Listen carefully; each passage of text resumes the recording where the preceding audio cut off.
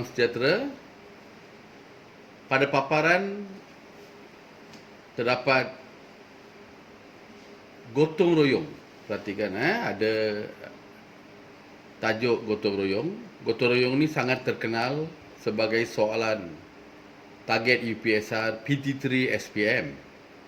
Apabila ada tajuk gotong royong, perhatikan antara perkara yang boleh kita sebut sama ada dalam bentuk isi, dalam bentuk pengenalan, mencantas dahan-dahan, memangkas pokok-pokok, menimbus sampah sarap lalu membakar, menggambus, menimbus tin-tin kosong supaya tidak ada pembiakan nyamuk, menebas semak samun, berluka supaya keadaan persekitaran lebih ceria, lebih cantik, membersihkan longkang yang tersumbat supaya air tidak bertakung. Kalau air bertakung, berbagai kesan buruk termasuk penyakit denggi, malaria. Gotong royong ini merupakan suatu amalan melakukan kerja secara sukarela, tidak mengharapkan upah, tidak mengharapkan ganjaran. Kerana kerja itu ialah dilakukan dengan hati terbuka, dengan sepenuh hati, secara sukarela. Jadi kita tidak mengharapkan apa-apa upah, apa-apa ganjaran, bayaran. Itu kan kerja menyumbangkan tenaga secara ikhlas. Dan kerja yang dilakukan ialah kerja secara kolektif, bersama-sama. Dan hasilnya dapat menceriakan suasana persekitaran. Jika gotong royong dilakukan di kelas, maka kelas kelihatan ceria, cantik.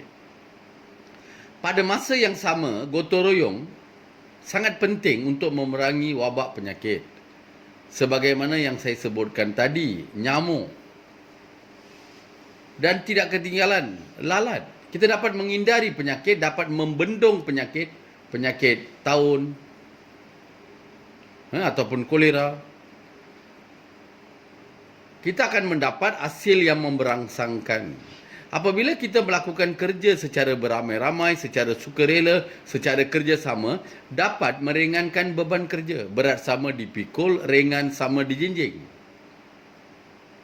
Pada masa yang sama tadi, kita dapat membudayakan amalan murni, berganding bahu, bekerjasama, memupuk perpaduan. Lagipun kita dapat mengikis sikap malas. Daripada duduk di rumah, sekali-sekala kita lakukan gotong royong. Bukan saja gotong royong itu dapat dilakukan di rumah bersama dengan sesi keluarga, tetapi bersama dengan jiran tetangga, dengan penduduk setaman.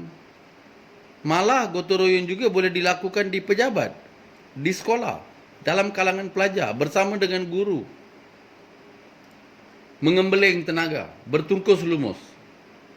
Kita dapat membuang sisa-sisa domestik di rumah. Dan segalanya akan menjadi bersih, dapat mengelak polusi alam, mengurangkan pencemaran alam, mengelak kontaminasi alam. Kontaminasi berarti polusi, pencemaran. Itu kosakata. Jadi tujuan diberikan ialah apabila kita berdepan dengan tajuk gotong royong, seseorang calon hendaklah bersedia, hendaklah mempunyai bekalan. Tidak boleh terburu-buru, tidak boleh tergesa-gesa. Tidak tahu apa yang hendak ditulis.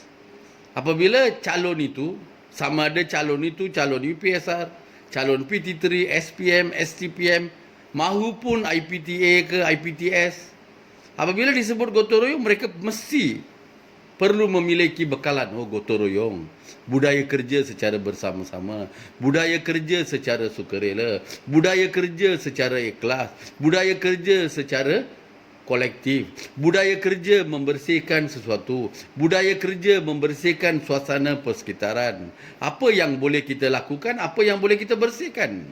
Menanam pokok-pokok bunga, mencantas dahan, memangkas pokok, menimbus sampah, membakar sampah, menyabit rumput, menebang pokok, membersihkan longkang.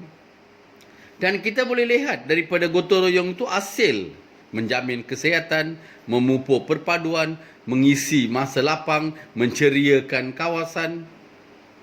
Ini merupakan antara tips. Pada video-video akan datang akan diberikan secara pengususan cara menghadapi sesuatu soalan.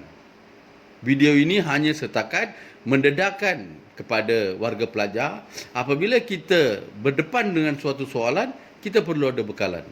Tanpa bekalan, agak sukar kita hadapi. Bekalan itu suatu sumber ilmu yang berkekalan. Selamat mencuba. Sila langan saluran saya. Terima kasih.